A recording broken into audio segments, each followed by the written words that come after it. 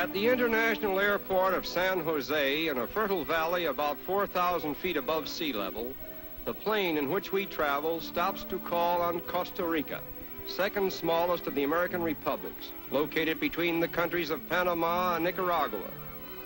This is the terminal station in Central America for the various airways operating between North and South America, and it is regarded as one of the best in the world. The passengers who come and go from here are an interesting conglomeration of people representing practically every race, color, and creed in the world. A few miles from here, we visit the capital city, which has a population of about 70,000 inhabitants. Unlike many important cities of Latin America, San Jose was not founded until long after the Spanish conquest. It became the capital of Costa Rica in 1823. There is a unique story in the history of Costa Rica about the American filibuster, William Walker, who, with the help of a gang of brigands, made himself dictator of Nicaragua and then attempted the conquest of Costa Rica.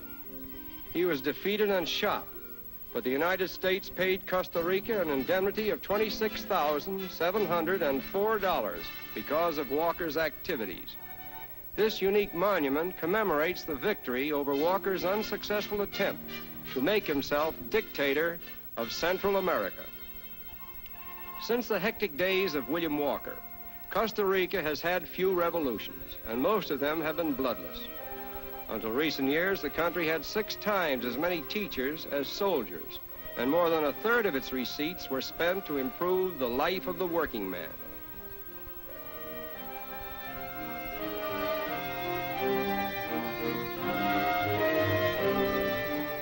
In the suburbs of San Jose may be found municipal golf courses and swimming pools, where one may enjoy the more wholesome diversions of life in peaceful seclusion.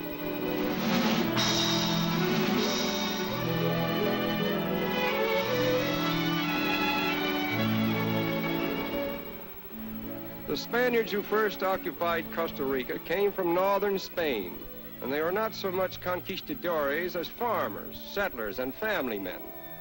Their pure-blooded descendants, now representing over 80% of the country's population, are a living tribute to their memory. Modern Costa Rican girls in particular are noted for their culture, intelligence, and personality.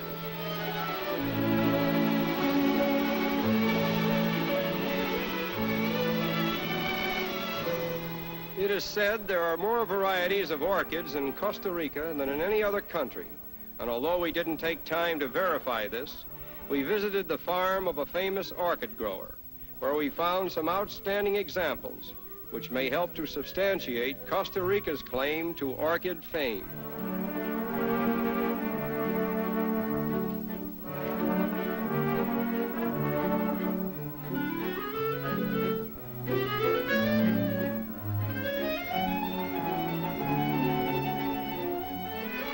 These delicately beautiful flowers are the most complex in the floral family, and the art of developing them from wild species into cultured varieties is a supreme achievement.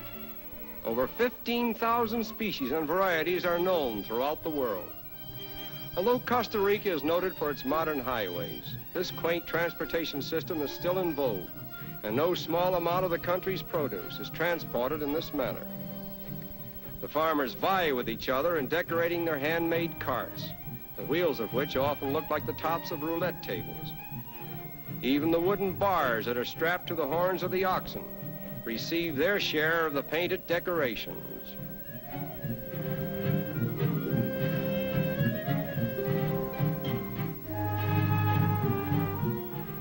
Although the traffic may be antique, the roads of Costa Rica are among the best in the world. And this little country boasts that it is one of the first to complete its portion of the Great Pan-American Highway. Among the scenic marvels of Costa Rica are her volcanoes, the best known of which are Poas, 9,000 feet above sea level, and possessing the largest crater in the world, and its sister volcano, Iratsu, dominating the central plateau of the country.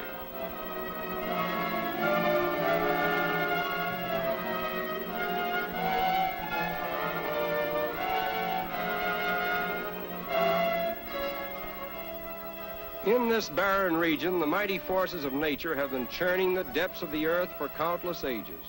And although we are probably gazing on the oldest land in this part of the world, we have the strange feeling of witnessing evolution at work, molding new land in the ceaseless forge of nature.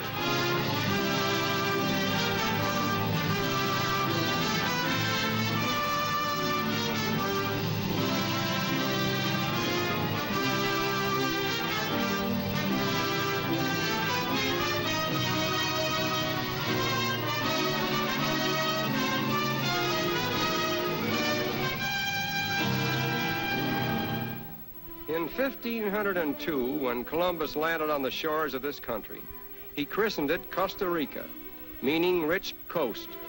But it is not the wealth of gold and silver and other valuable mineral deposits which makes Costa Rica a rich country, for mining has not been developed as a dominant industry, and the continued economic prosperity of the country is dependent upon its plantations and small farms. Next to coffee, bananas are the chief crop of export, and the investment in banana plantations is valued at over $23 million. Costa Rica was the first Central American nation to export bananas to the British Isles and Europe. This region was once a dense tropical forest, which has now succumbed to the developing hand of man. Water chemists locate supplies of water for irrigating the plants. Although about 3/4 of all American banana lands are in heavy rainfall zones, new modes in cultivation demand even more water. And in widespread use is this banana irrigation system, whereby the equivalent of 2 inches of rainfall every week is sprayed on the groves. The banana's scientific name is Musa sapientum, meaning fruit of the wise men. The Koran calls it the tree of paradise. But the banana does not grow on a tree. It is the harvest of the largest terrestrial plants, completely lacking a woody stem. A semi-bulbous plant with a leaf structure somewhat similar to that of the ordinary garden canna. The true stem is underground. It is a crop that cannot be ripened successfully on the plant, and the harvest must be cut green. On the modern banana plantation, routines of planting and pruning are such that the fruit can be cut for market every week and virtually every calendar day of the year, thereby making it a perpetual harvest. A hill comes into bearing within 12 months after planting, and one hill frequently produces about 2 bunches a year for as many as 25 or 30 consecutive years. At the loading stations, the bananas are thoroughly cleansed and purified before packing them into cars, which start them on their long journey into the banana markets of the world.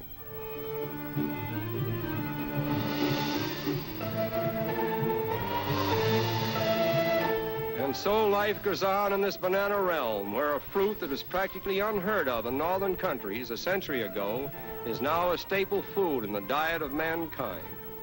Although the backs of mules and donkeys are still an important medium for transporting bananas, they are fast being transplanted by modern trucks, which can carry in one load enough bananas to put 100 donkeys to shame. Back at the airport in San Jose, our plane is waiting to transport us to our northern homes, 3,000 miles away. Just a short journey in this modern age, which has reduced distances and boundaries to such an extent that a weekend trip today could mean a complete swing around the world.